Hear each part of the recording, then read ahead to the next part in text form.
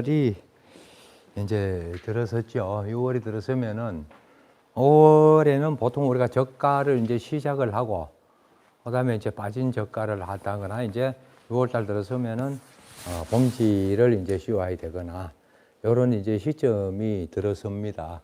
그래서 여기도 있지만은 6월 상순까지 여기 아까 노력을 해야 되고, 여기 있죠. 품질 불량 해결이 불필요한 양분 소모, 만개 5주차부터 지배련이 발생을 한다. 아까 제가 말씀드렸죠. 이 부분은 그죠? 그래서 최대한 이런 내년도 해결이라든지 그 꽃눈이 형성이 되기 전까지는 이런 부분들은 굉장히 중요하게 이제 생각을 해야 된다.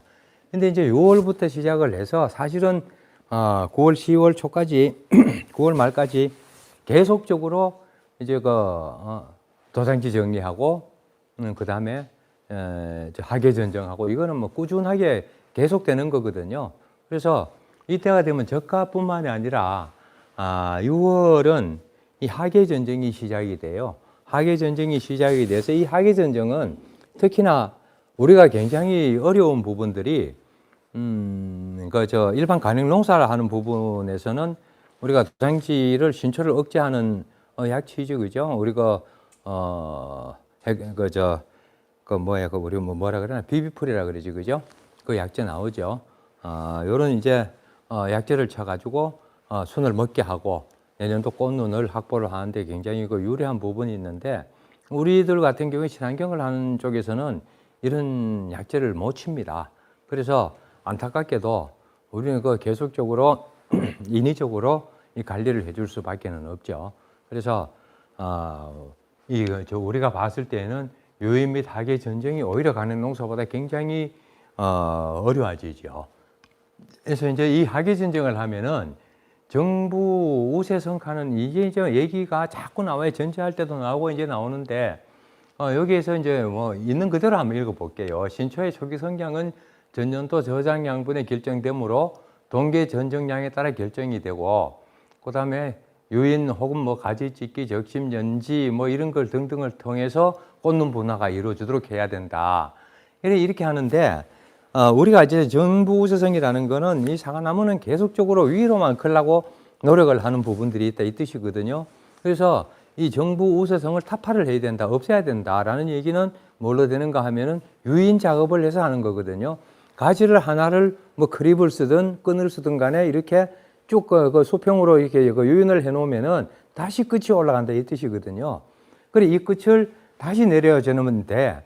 이 방법이 절단을 할 수 있는 방법이 있고, 그 다음에 이 끝을 가지고 끝에 다시 그 끈으로 유인을 할 수 있는 방법이 있고, 뭐 이런 쪽으로 등등을 해서 이런 쪽으로 가급적이면은 이거를 위로 솟는 거를 억제를 해줘야만이 이게 영양 생장에서 생식 생장으로 이제 쉽게 말해서 자꾸 클락하는 걸 억제를 해야 그 다음에 꽃눈이 맺힐 수 있는 가지들이 나올 수 있고 꽃눈이 형성이 된다는 이 뜻이거든요. 그래서 위로 설 수 있는 부분들은 어떤 형태를 띄더라도 그걸 낮춰주는 것이고, 이게 전체적인 틀에서 나무의 수형에서 이제 말하는 부분이지만은 실질적으로 이 부분은 한 가지를 놓고 봤을 때 조지상에서도 이게 터져 나오는 것들은 똑같은 방법에 의해 가지고 꽃눈을 우리가 인위적으로 만들어야 된다.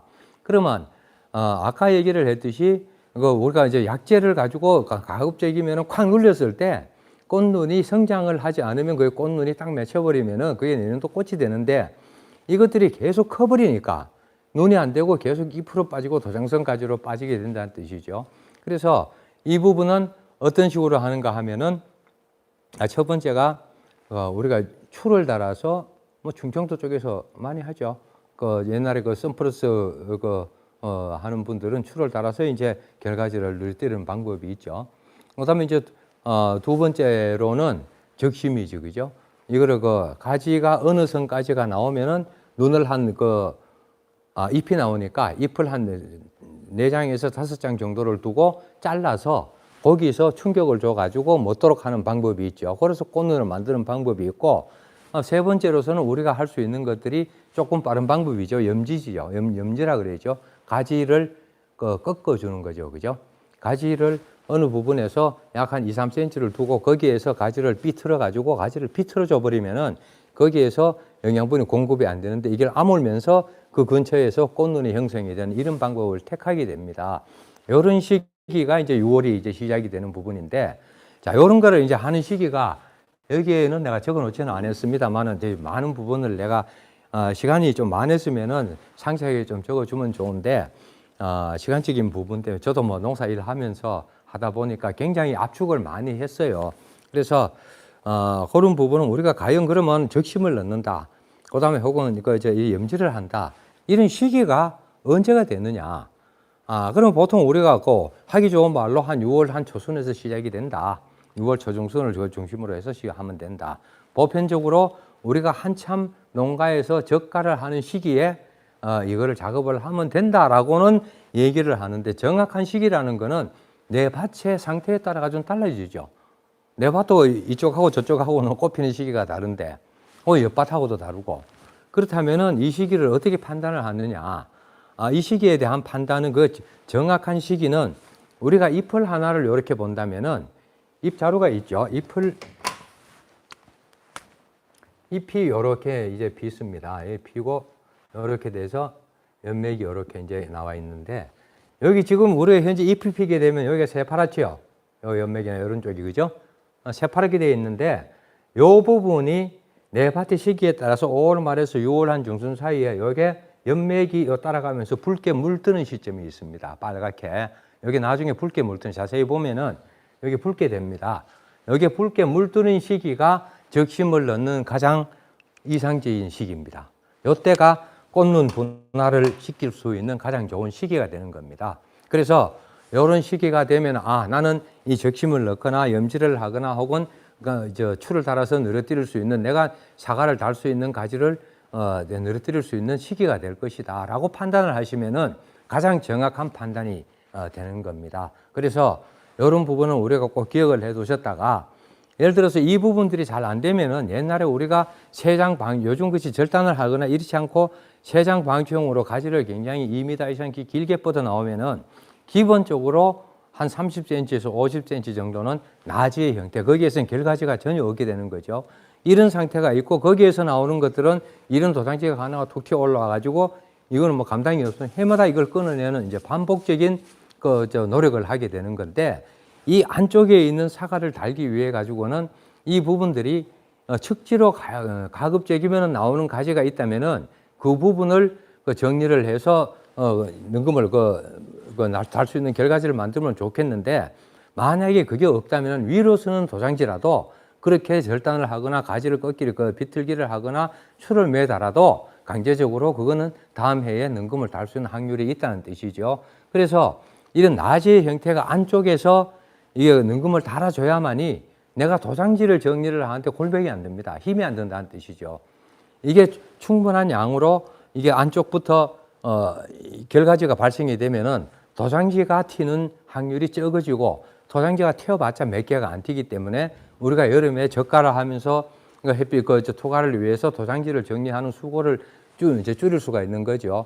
이제 그렇게 하려면은 이 나지의 이미 형태가 이렇게 나와 있는 가수원에서는 최소한 한 2회 정도는 이런 노력을 해주면은 그 다음부터는 이 나무가 늙어 죽을 때까지 그런 도장지를 치는 골병 들 수 있는 그 시기가 많이 줄어들 수가 있는 겁니다. 그래서 이런 노력은 우리가 하는 게 굉장히 값어치가 있고, 앞으로 한두 해 투자를 해서 10년, 15년을 좀 편하게 살 수 있는, 그리고 능금 양도 많이 달 수 있는 이런 형태가 되기 때문에 이런 부분들은 꼭 기억을 해줬다가 여름에 조금 힘이 들죠. 힘이 드는 게 왜냐하면 적가철하고 이게 겹칩니다. 겹쳐서 굉장히 이제 힘이 드는 시기가 되는데, 그래도 뭐 적하면 노블 좀 하든지 하고 이게 또 뭐 인력을 써가지고는 이런 전문적인 일은 잘 못하니까 내가 이제 가수원주들은 이런 적심 작업을 하거나 유인 작업을 하는 쪽에 이제 일을 하시면은 조금 더 효율적으로 일을 하지 않을까 싶습니다. 그래서 이 부분이 이제 굉장히 중요하죠. 그래서 이 단지 이거를 되게 이렇게 이상하게 이렇게 적어 놓지만은 실질적으로 우리가 현실적으로 할 수 있는 부분을 저는 얘기를 하고 싶어서, 이건 자료라는 거는 꼭 있어야 되지만은 그래도 이런 부분들은 꼭 기억을 해 두시는 부분들이지, 그죠? 이렇게 해 주시면 고맙겠다라는 이제 말씀을 좀 드립니다. 그 다음에 아까 왜 이렇게 절단을 하는 게 어떤 부분이 되는가 하면은, 자, 여기 있죠. 하계전쟁이. 동계전쟁은 수세를 강하게 하고 한계전쟁은 수세를 안정시킨다. 그리고 도장지 제거는 강투자 확보를 위한 적정성의 도장지 제거가 필요하다. 자, 이 부분에 대해서 이제 제가 말씀을 드릴게요. 이게 동계전쟁은 왜 수세가 강하고 하계전쟁은 왜 수세가 약해지느냐. 동계전쟁이라는 거는 우리가 뿌리가 이제 그 적정선의 양분을 머금고 있는 부분들이 가지고 있는 부분에서 이 부분들이 꽃을 피우거나 뭐 이렇게 열매를 맺힐 때에는 가지에 골고루 분포가 되는데 이 가지를 자꾸 많이 잘라낼수록 저장 양분의 양은 많은데 가지가 적으면은 이게 반발이 심하게 될 수밖에 없죠. 그래서 이게 동계전쟁에서는 너무 강하게 하면은 반발이 커지고 예를 들어서 잘라냈을 때 이게 많은 것들이 이제 튀게 될 수가 있다는 얘기죠. 근데 하계전쟁은 조금 다릅니다.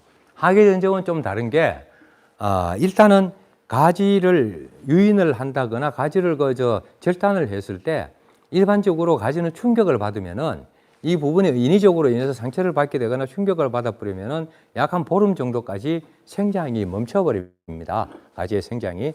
그리고 두 번째는 가지의 끝을 이렇게 자르거나 휘졌을 때 이게 좀 어려운 얘기인데 그런 얘기는 여기서 많이 안 쓰려고 그럽니다만은 꼭 필요할 때만 쓰기.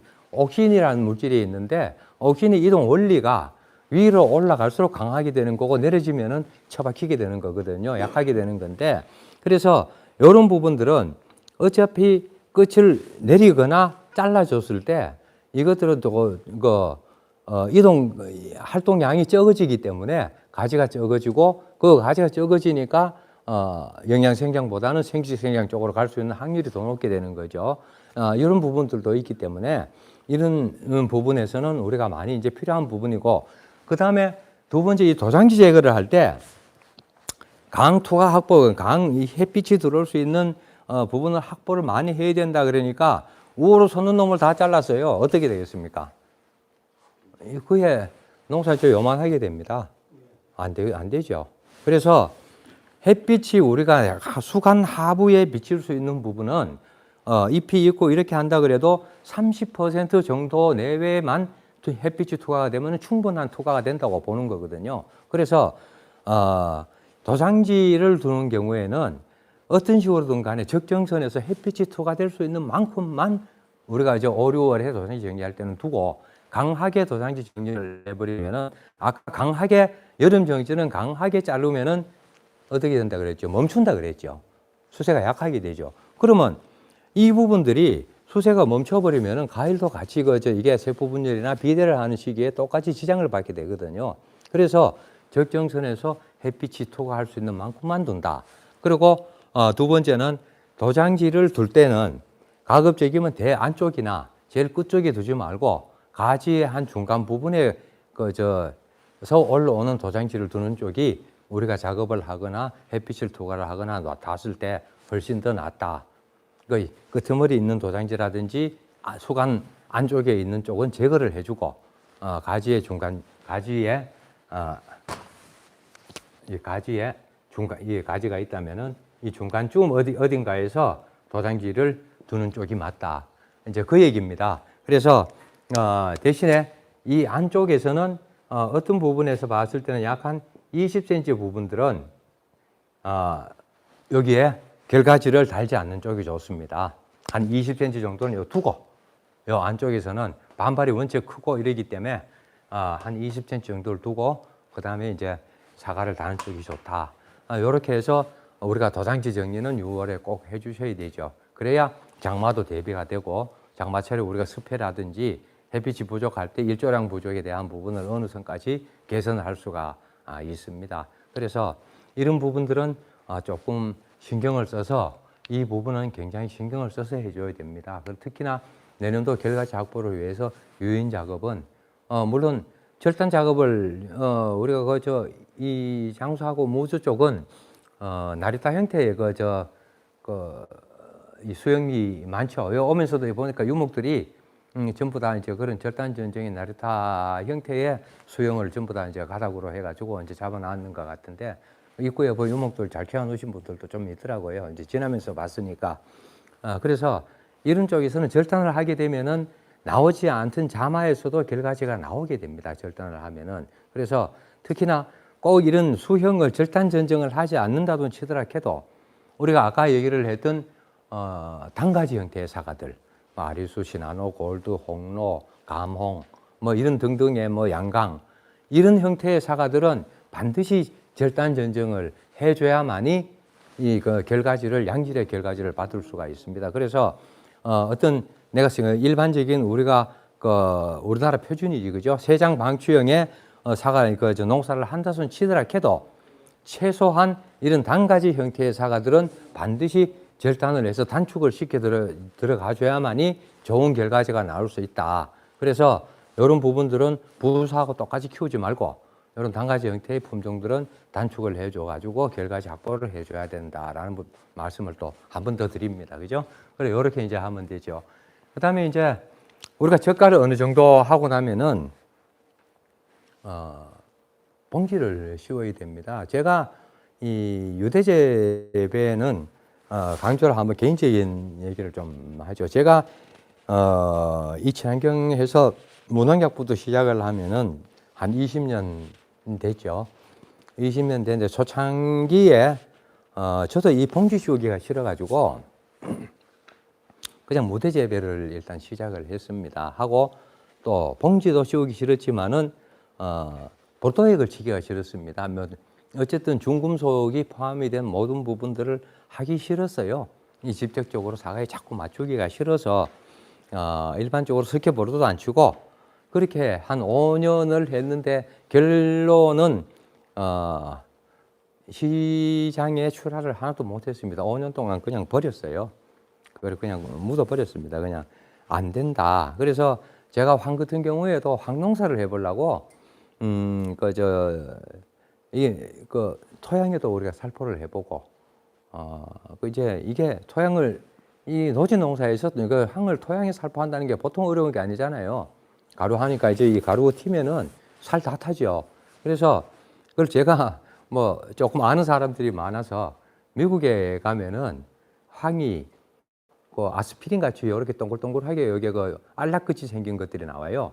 그것도 내 수입해가지고 바닥에 뿌려보고 뭐 이런 별짓 다 해봤습니다. 했는데 결론은 사과 농사를 우리가 지금 유기농으로 하는 쪽은 석회보르도를 안 치고는 농사를 할 수가 없다. 이제 한 5년 버리고 난 다음에 그렇게 이제 결론을 좀 내렸고 그래서 근데 그 보르도를 또 치다 보니까 문제는 잎은 안 떨어질 수가 있는데 문제가 뭐냐 하면은 가을에 대해서 탄저가 좀 심해요. 탄저가 조금 오는데 그것도 이제 그거지만은 해충의 방제를 할 수가 없어요. 이게 해충 피해를 아무리 친환경 약제를 친다 그래도 농약 같지가 않으니까 이것으로 인해 가지고 뭐 보통 해충 피해를 받는 부분들이 생가로 팔 수 있는 부분들에 비해 가지고는 월등하게 더 높아 버리니까 이게 이제 수익성이 없는 거예요, 이게. 그래서 제가 뭐 이것저것 해보다가 물론 여기 이제 무대 봉지를 안 씌우고 하시는 분들은 또 저보다는 더 오랜 동안에 그 연구를 또 많이 하시고 그 부분은 저도 좀 배워야 될 부분인데 저는 뭐 두 손 들었습니다. 사실은 해충 피해에 대해 가지고 봉지를 안 씌우고는 답이 없다. 그래서 저도 이제 시간이 되면은 그 무대 농사를 하시는 분들 중에서 어느 정도 출하하시는 분들한테 방제 비법을 좀 배우려고 노력을 하고는 있습니다. 계획을 하고 있고 그런데 제 입장에서는 어떤 입장인가 하면은 어쨌든 제가 목표는 우리 유기농 기준으로 했을 때 농사를 해서 100작을 따면은 70작은 생가로 출하를 해야 된다. 그렇게 해야 우리가 친환경을 하는 경제적인 보상을 받을 수가 있다. 라고 보는 거거든요.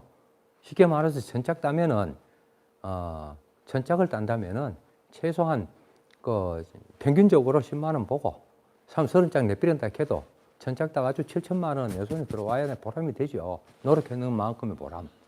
이만큼을 가져야 되는데 이게 거꾸로 되어버렸단 말이에요, 이게. 그래서 이거를 계속 해야 될 것이냐 말아야 될 것이냐, 이 부분에 대한 고민을 사실상 우리 친환경을 하시는 분들은 한 번쯤은 안 보신 분들이 한 번도 없을 거예요. 근데 제가 이 봉지를 씌우면서 이 해결이 했어요. 저는 지금 뭐 나이가 들고 이래서 뭐 생리현상도 많아서 저작년에 나무를 베고 1년간 휴경을 했습니다. 우리가 저강하고 달 친환경하고 일반 가능하고 달라가지고 바로 하지를 못하고 1년간 휴경을 해서 이제 저작년 신청을 해서 FTA 신청을 해서 올 봄에 다시 심었어요. 일부 한떼기를.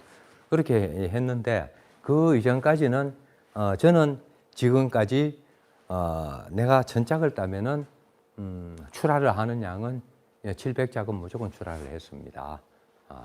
그래서 저 같은 경우에는 나머지는 그냥 뭐 주스 좀 짜가지고 뭐 일반적으로 갈라 먹고, 주스를 짜가지고 난 주스를 택배를 하거나 주스를 팔아본 적은 한 번도 없습니다. 생가만 팔았고.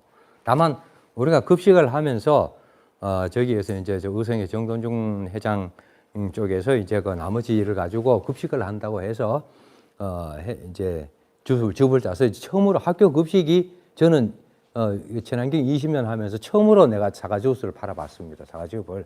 그 이전까지는 전부 생가만 팔아서 저는 생활을 영위를 했거든요. 그래서 그 방법이 지금까지 우리가 지금 해왔던 여러 가지의 노력들에 비해 가지고 노력들을 한 부분에서 이 봉지에서 해결을 하는 겁니다. 그래서 이 봉지를 씌우는 것들이 굉장히 힘들죠. 저가도 어렵고 겹치고 하지만은 그 이상의 굉장한 이게 우리가 수익성을 주는 것들이 봉지라고, 나는 이게 한 10년, 15년을 내가 봉지를 씌워 보니까 여기에서 나는 솔직히 이보다 더 좋은 거는 없다라고 나는 판단이 들어서 오늘 이 봉지에 대해 가지고 제가 조금 얘기를 하려고 그럽니다. 그래서 보통 우리가 이제 봉지는 이중 봉지가 있고, 그 다음에 우리 비닐봉지 있죠. 랩으로 만드는 봉지 있죠. 랩 봉지가 있고, 헛봉지 있죠. 그죠? 이 헛봉지는 파라핀이 처리가 되어 있는 봉지가 있고, 발수 봉지가 있습니다. 습자지로 만드는 봉지가 있는데, 우리가 해당을 할 수 있는 부분들은 실제로 우리가 현실적으로 제가 씌워 보니까 이중 봉지가 씌울 수 있는 품종이 있고, 그 다음에 헛봉지는 반드시 파라핀 코팅이 되는 봉지를 씌워야 안에서 문제가 생기지가 않습니다. 농약을 치지 않기 때문에 이 부분이 만약에 습기가 안쪽으로 차게 들어가 버리면은 뭐가 나오는가 하면은 발수 봉지를 쓰면은 봉지를 벗기거나 전부 다 끓음병이 다 와버립니다. 그래서 반드시 이 파라핀 코팅을 되는 헛봉지를 쓰는 경우가 좋은데, 그러면 이중 봉지는 어디서 쓰느냐? 지금 우리가 혹시 가지고 계신 분들이 있다면은 양강은 헛봉지를 씌우면 안 됩니다. 안에서 다 떠버립니다. 양강이. 그래서 지금 현재 우리가 가지고 있는 품종을 가지고 얘기하는 겁니다. 그죠? 그 다음에 혹시 요오카나 히로사키나 뭐 이런 쪽에 조생후지지, 그죠? 이런 부분이 있다면은 헛봉지를 씌워 가지고는 어렵습니다. 그런 품종들은 이중 봉지를 반드시 씌워야 될 것이고, 그 나머지 부분들은 전부 이 헛봉지를 씌워야 일하기도 좋고 뺏기기도 좋습니다. 그래서 요거는 되는데, 다만 우리가 아셔야 될 부분들은 원래 후지 계열은 원래 이거 헛봉지를 씌우는 게 아니거든요. 근데 부산은 헛봉지를 씌웁니다. 씌우는 이유가 이게 이제 우리가 잘 보면은 이렇습니다. 우리가 무대 재배를 하면은 이거 이제 사과가 색이 나게 되면은 바탕색이 아주 파랗게 나옵니다. 그렇죠? 근데 이게 부사를 가을에 헛봉지를 씌우는 것들을 이렇게 보면은 어떤 색이 나오는가 하면 약간 더 누른빛이 조금 더 나죠. 여기 속에서 떠서 그렇습니다. 원래 부사는 이중 봉지를 씌우는 건데, 조생후지는 날이 굉장히 뜨거울 때 뺏기고 하다 보니까 떠버리는데, 이거 후지 같은 가을에 만생종 후지 같은 경우에는 견디는 힘이 굉장히 강하기 때문에 이 헛봉지를 씌우면은 색이 맑고 곱게는 나지는 않더라도 이게 그 일반적인 부분보다가 그래도 헛봉지를 씌워 가지고 크게 상품성에 문제는 없기 때문에 후지는 헛봉지를 씌워도 된다. 그리고 특히나 뭐 홍로라든지 뭐 아리수 같은 이런 품종들은 또 어떤 부분이 있는가 하면은 이중 봉지 씌워 버리면 속에서 다 떠버립니다. 아예 못 씁니다. 그래서 중생종들은 전부 이제 그 요카 히로사키나 뭐 이런 그 양강을 제외한 나머지들은 전부 헛봉지를 씌워야 지품질을 가져올 수가 있습니다. 그래서 이 품종에 따라서 봉지를 씌우는 어떤 봉지를 씌워야 되는가도 이제 다릅니다. 그런데 이제 어떻게 씌워야 되느냐? 이게 이제 시기는 이게 좀 골치가 아프거든요. 이게 이제 자, 여기 시기로 봐. 착가 40일 늦어도 50일 이내 완료. 이게 어떤 얘기인가 하면 우리가 착가에 5월 초에 한다면 6월 20일까지는 무조건 씌워야 된다는 뜻이겠죠. 이게 왜 이런 얘기가 나오는가 하면은 사과는 봉지에 일정한 기간은 봉지 속에서 있어야만이 이 봉지를 뺏겼을 때 색이 납니다. 그래서 너무 늦게까지 봉지를 씌우는 부분들은 좀 어렵죠. 이제 만약에 되게 어려워도 7월 한 초순까지 후지 같은 경우에, 부사 같은 경우에는 씌워도 관계는 없지만은 그만큼 또 그냥 병해충에 노출이 될 수 있는 기간도 이제 길어지니까 최대한 빨리 씌워줘야 되는데 그 중에서도 여기에 뭐 동력이 발생이 심하죠. 뭐 산사, 이게 내가 오타를 했네요. 산사인데 산사, 아리수, 양강, 감홍 이런 것들은 조금 늦어버리면은 아예 이게 뭐 배가 돼버리지, 그죠? 그래서 이런 부분들은 최대한 빨리 저가를 해서 먼저 봉지를 씌워줘야 동록 피해를 줄일 수가 있다. 우선으로 하고 나머지 이제 만생종 이 부분들은 기간이 느는 쪽으로 늦게 갈 수 있는 것들은 마지막에 씌워주는 게 좋겠다라는 부분이 되는데 자 이제 이 봉지를 씌우면은 반드시 봉지를 씌우기 전에 뭔가 약재를 치시고 씌워야 됩니다.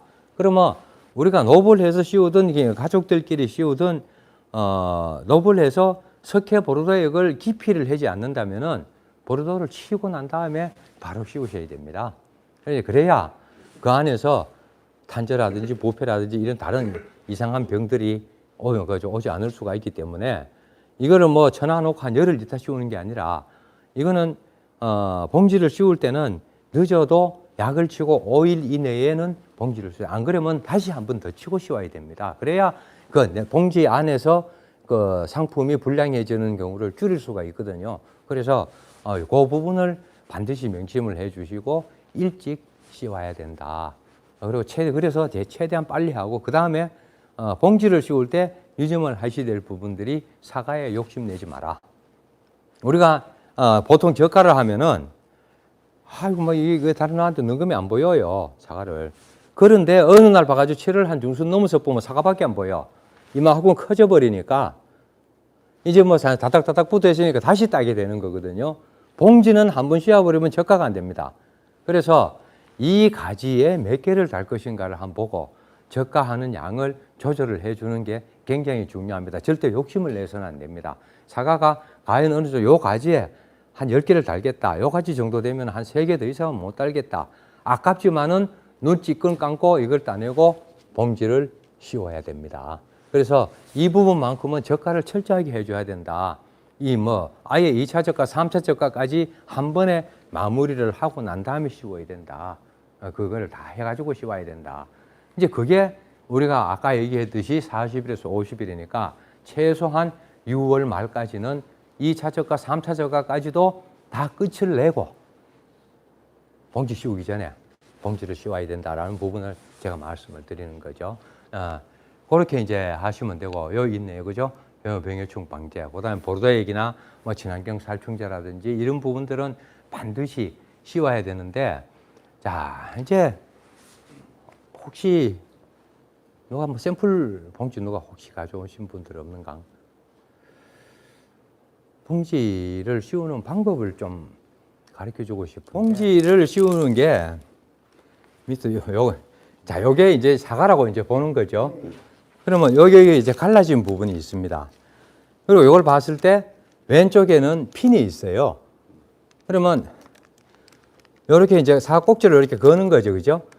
걸어서 이렇게 잡으면은 이렇게 잡고 이쪽으로 바깥쪽으로 이렇게 물리고 안쪽으로 물려서 이렇게 잡습니다. 이렇게 접어버리면 되거든요.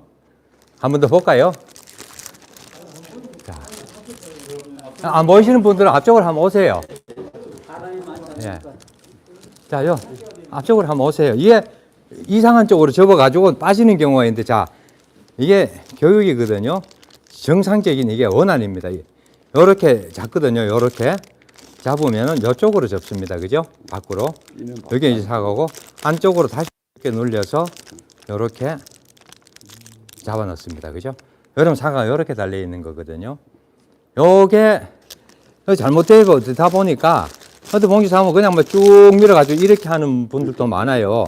이렇게 하는 분들이 있는데 결국은 이게 나중에 빠지거나 문제게 생각이 됩니다. 그래서 이건 원한 그대로가 이쪽에서 잡고 바깥쪽으로 넣고 다시 안쪽으로, 사과 안쪽으로 핀을 넣어가지고 이렇게 접어주는 거거든요. 이렇게 접어줘서 끝나는데, 자, 이제 이해가죠? 이제 보셨죠? 자, 이렇게 하는 게 원안입니다. 이제 요즘은 어디 가도 봉지 교육을 해주는 사람들이 아무도 없습니다. 옛날에 이게 처음 우리가 대만에 수출을 할 때 이거 이제 봉지 우리가 공급을 하면서 농협에서 능금조합에 이런 데서 공급을 하면서 개인적으로 요 교육을 시키고 본인 도장을 받아가지고 이게 그 행정기관에 80년대에 우리가 그저 제출을 해줬어야 됐어요. 그래서 요 방법대로 해야 되는데 그냥 이제 봉지가 그게 몇 년간 했어요. 그리고 그다음부터는 안 해버렸는데 이상한 방법으로 하다 보니까 봉지를 씌워 보니까 자꾸 빠져요. 약 한번 쳐보니까 빠져버리는 거예요. 그래서 이걸 안 빠질 수 있도록 하는 이게 방법이 일본서 그어놓은 그 방법 그대로입니다. 요게.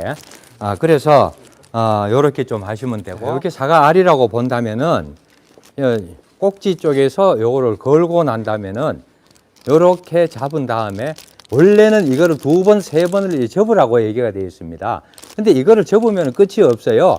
그래서 그냥 한번 쭉 밀었다가 이쪽 편도 원래 원안은 요렇게 2번을 접고 가라 그랬는데 그냥 밀어버려도 관계가 없습니다. 그렇게 해서 요렇게 바깥쪽으로 꼭 핀을 접어주는 거거든요.